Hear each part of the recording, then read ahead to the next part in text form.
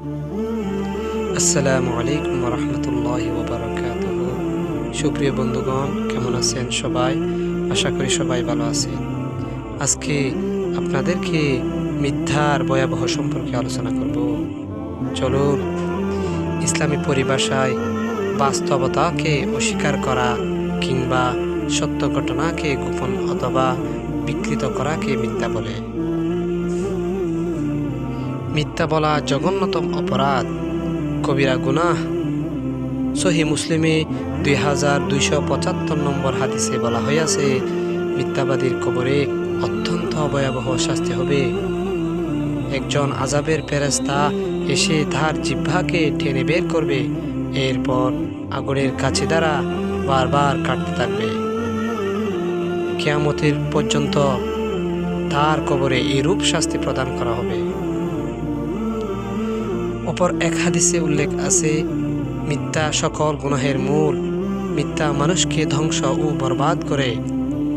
মিথ্যাবাদীকে সমাজের কেউ পছন্দ করে না এবং বিশ্বাসও করে না।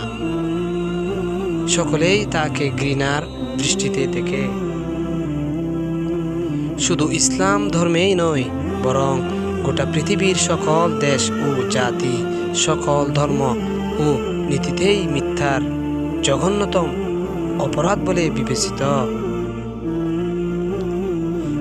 জঘন্যতম অপরাধ বলে বিবেচিত মিথ্যা বলা, এটা জঘন্যতম কুস্বভাব ও মারাত্মক একটি রূহানি রোগ।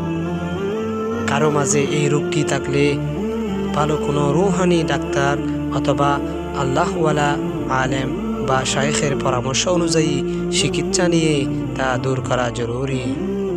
কেননা যতক্ষণ পর্যন্ত কারো মাঝে এই রোগটি থাকবে, ততক্ষণ পর্যন্ত সে আল্লাহর ওয়ালি হতে পারবে না। এমনকি হাদিসের ঘোষণা অনুযায়ী সে প্রকৃত মুমিনও হতে পারবে না। দুঃখজনক হলেও সত্য যে আজকাল অনেক শিক্ষিত ও ভদ্র শ্রেণীর লোকদের মধ্যেও এই রোগটি প্রত্যক্ষ করা যায়।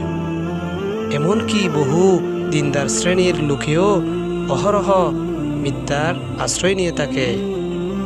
অথচ মিথ্যা জঘন্যতম কবিরাহ গুনাহ। আর একটি কবিরাহ গুনাহর শাস্তি হলো কমপক্ষে 7000 বছর জাহান্নাম। তাই আসুন, আজ থেকে আমরা পাক্কা ইরাদা করি, জীবনে আর কখনো মিথ্যা বলবো না। এভাবে ইরাদা করতে হবে।